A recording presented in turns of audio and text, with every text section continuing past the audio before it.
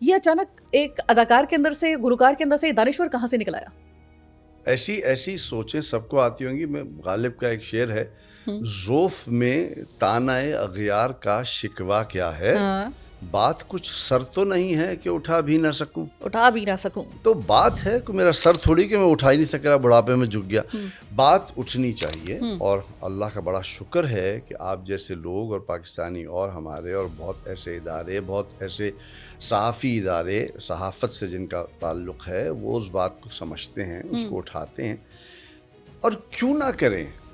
اگر لوگ، مجھے ہوتا ہے بڑی حیرانی بھی ہوتی ہے، ہنسی بھی آتی ہے جب کوئی لوگ کہتے ہیں رہے آپ کا کیا تعلق ان ساری باتوں سے، آپ تو ایکٹر ہیں، آپ اداکاری کریں.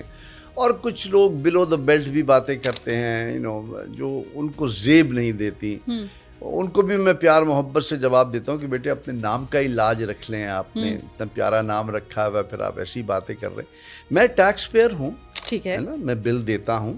میں کسی کا وظیفہ خوار نہیں ہوں. شاہ کا وظیفہ خوار تھوڑی ہوں کہ میں شاہ کے گن گاؤں. جس کا کھاتا ہوں اس کے گن گاتا ہوں. ٹھیک ہے نا؟ تو لیکن بل بھی دیتا ہوں. مجھے بھی اتنی پریشانی ہوتی ہے. لائٹ میرے یہاں بھی جاتی ہے، گیس کی کمی میرے یہاں بھی ہے. اور ہم نے اس کو، آپ یہ دیکھیں نا کہ ہماری بیچارگی اور لاچاری یہ ہے کہ ہم نے اس کو قبول کر لیا ہے کہ ہاں بھائی اتنے بجے گیس جائے گی، چلو چلو ابھی کر لو. ہم نے آواز نہیں اٹھاتا. کیوں جائے گی بھائی؟ بجلی جائے گی، ہاں بھائی بجلی جانے والی ہے، ہم نے اچھا بھائی خندہ پیشانی سے ہم نے اس کو قبول کر لیا. ہاں بھائی وہ ابھی وی آئی پی موومنٹ ہے، گاڑی رک گئی ہماری، ہمیں کیا کریں، اسپتال جانا تو ہے مگر بھی کیا کریں، مریض مر رہا ہے ہمارا، لیکن وہاں سے ابھی بھائی بڑے سرکار کی گاڑی گزر رہی ہے، خاموش ہو جاؤ. کیوں ہو جاؤ؟